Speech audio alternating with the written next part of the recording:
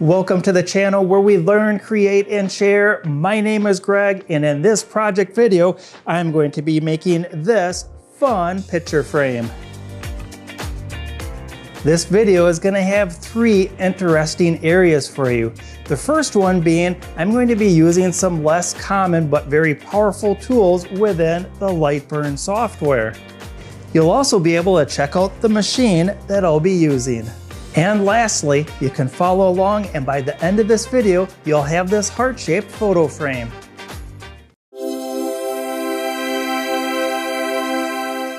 Let's get started with what I'm using for today's project. I'm using the Monport Reno 45 watt CO2 machine. The project material is going to be this cheap Dollar Tree plywood. The paint I'll be using is this high quality Amsterdam brush on acrylic paint. Quick drying Gorilla gel glue. That's all really straightforward, and feel free to substitute to fit your style and your taste. Next up, let's jump into the computer and check out the graphic for today's project. Here's all the components for today's project. I have a number of hearts that I'm going to be cutting out, and I'm going to be engraving this area over here. This too also has some built-in cut layers. By the time I'm done in the computer, this is where we're going to end up, but let's find out how we got there. Right now, I'm going to select all of that and just get that out of the frame. When I zoom back a little bit, we're going to see that I have two images. I sourced these images from pixabay.com. It's where I go to get high quality, free images for personal use. I'm going to start out with the heart because we're going to build up this red heart section on the left-hand side, or actually at the top of the screen. So the first thing I need to do is I want a tracing of that. I'll navigate over to Tools, Trace Image, and I have selected Delete Image after Trace because I don't need that image anymore.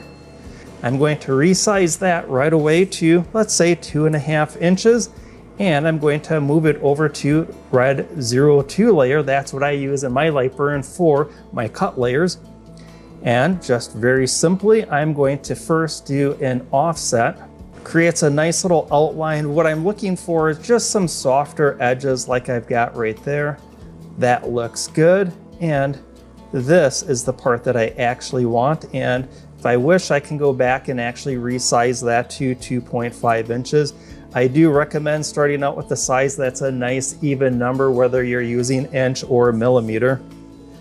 I'll delete that guy back out, and all I'm going to do is hit Control D to duplicate. That's going to make a copy and paste it directly over the object. And then from here, I'm going to go and add 0.2 inches off of the size of the object. I'm at 2.5, so 2.7. And there we go. And once again, I'll hit Control D to duplicate that. And once again, I'm going to add 0.2 inches. And I'm just going to repeat this as many times as I need until I have as many rings of that heart that I need. For the video, this should be good. And now I can select all of those, and I'm going to use the crosshairs, and that's going to align them perfectly up on one another. And just like that, using that duplicate command, now I've got something that looks very similar to what I have at the top of the screen. Next, we need to work on this one on the left-hand side of all the hearts. And this is a little bit more complicated, but it's pretty easy once we break it down into just a few basic steps. The first one is I'm going to want to duplicate the heart in the very center. Once again, I'm going to move that off to the side here. I'll zoom back a little bit. And next, I want to draw a box. This is going to be the outer framework. I can zoom in a little bit, and I can add a radius to that. I think that looks good. I'm just going to click on all of the corners. And your cursor's got to be in just the right spot for that command to work. And now I can highlight all of that, and as you guessed it, I can hit that align tool, and now it's all perfectly aligned. That all looks good. Next, we need to take this image and be able to get it cut out or cropped perfectly for that image. And right now it is an image file, and I don't want it an image file. I want to do yet another line tracing. So as you've guessed it, back over to Tools and trace image. And in this screen, I can scroll wheel in and we're going to see that faint purple line around some of the hearts, but not all of them. So I'm going to have to grab this threshold slider and move this around until I have that purple line around all the objects that I would like. That looks good. And once again, delete the image after the trace. And look at that. That looks perfect. Now this I am going to put on my engraving layer, the blue 01 layer. I can grab that and put that right over here. The frame and that heart in the center, I am going to group those together and Control D to duplicate those. Anytime I start working with anything where I could be deleting stuff or mess it up, I always like to make a copy off to the side. That way I don't have to backtrack and undo what I messed up. All right, going back to selecting what I want to keep first, which is going to be the frame and the heart, and press and hold Shift and select that engraving. Now I'm going to navigate over to the Combine tool. You've probably used this, but I'm going to use the one where I subtract what I selected second. So that's going to be located right here. Everything disappears that we don't need. Pretty magical, pretty powerful, and definitely very useful. Now we know why that I made a duplicate of that, because I already knew that what I'm going to be using for the cutout, that gets deleted out when I use that command. So I can come back over here, get that placed over here, and once again, select everything and then use that bullseye. I can come up to the TV screen, or I call it the TV screen. It's the preview button, and we can check out this is how it's going to go and engrave everything. That's not quite what I'm looking for, so I want these hearts to actually be engraved, and it's engraving everything but that. Let me close that out, and we're going to go back up to the original graphic that I had. Let me move that back down. We'll hit the preview button once again. This is what we're looking for. It's the reverse engraving. That's what I want to do on this. So how do we do that? We'll take a look at that. Let me get this resituated back into the area. I'm going to take this outside border and I'm going to duplicate it, and then I'm going to move it over to an engraving, that engraving layer. Now what that is going to do is it's going to include that outside frame and the heart in the engraving, and that's essentially going to reverse what we're going to see for the engraving. We can verify that by going to the preview button once again, and now I'm getting just the hearts are engraved. Pretty cool, huh? From here, all I need are my engraving and cut settings for my machine for the material that I'm using, and then I'm ready to load the material in, and I'll start some nice background music, and we'll watch a short video montage of this project being created on the Monport Reno machine.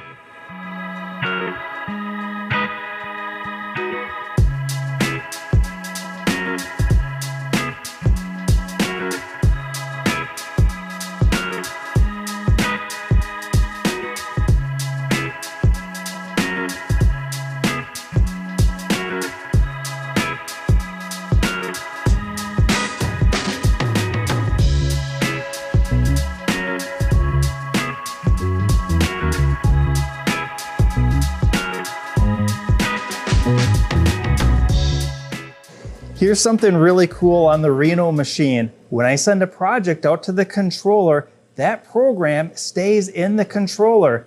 If I want to rerun the same project again, all I have to do is hit the green start button. Well, it's time to see how this turned out. Everything engraved and cut out beautifully. These two hearts that were from the center, I don't need. I can certainly do something creative with these, but for this video, I'm simply going to set them off to the side. I am going to start with the heart, and this has a lot of different options that I could do here. I am going to take out every other one. I've got all my every other pieces separated out. I'm going to be using these. The ones that I took off to the side, these are extras. I can make some other project if I wish, but just like the hearts from the very beginning here, I'm going to set all of this off to the side. When I come to the hearts, there's a number of different ways I can glue these all up. I can offset them all towards the bottom just like that. I can offset them towards the top, but for this video, I am going to give it a little bit of a twist like that so it has this like neat pattern to it. Once it's adjusted just right, I'm going to take the glue and get that all set up. Now I'm running a little bit low on my Gorilla Glue, so I'm going to use this other glue that I have, BSI glue. This works just as well, and actually it costs a little bit less, so kind of a win-win situation. The other thing that I have is some glue accelerator for this instant glue. Sometimes it stays wet a little bit longer and I don't want that. A little spritz and that will set. I'm going to set that off to the side for now, and I'm going to add some paint to this frame. I'm going to use some of that white acrylic paint, and so that I don't get any paint down into that engraving area, I've got to post-it out, and I'm going to put a little bit of the paint on that post-it. And then for a brush, I'm actually going to use just a simple flat block of wood. I'm going to tamp that paint down. And this is where using high quality paint really is going to show up. And basically this is going to be my paintbrush now, and I'm just going to just dap on the top and smear slightly.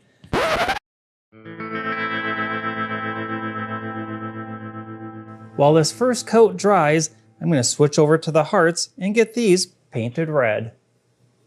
I am looking at the frame, and I had noticed that I loaded up this block of wood with a little bit too much paint, and some of it got down into the engravings where I didn't want the paint.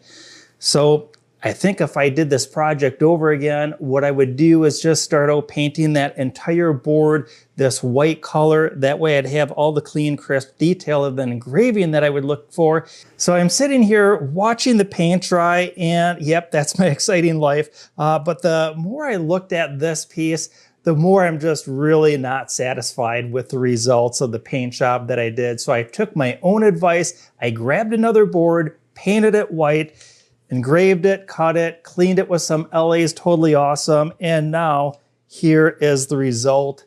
The engraving looks absolutely perfect, and this is what I'm going to use for the rest of the video, because this, quite honestly, looks like crap. Now, the last part of the project is to glue the hearts down to the base. And for that, I can either continue this twist theme that I have across all the hearts down to the base of the frame. However, I think I'm going to get it just perfectly centered up like that and make sure that I glue it down in a number of places, especially on the outside and the inside heart. And now for the best part of the project, I'm going to go find a photo and get it taped to the back side of this frame. I've got my photo taped to the back, and now for the big reveal. This is Miss Bean. She's a rescue dog, and she's an absolute sweetie.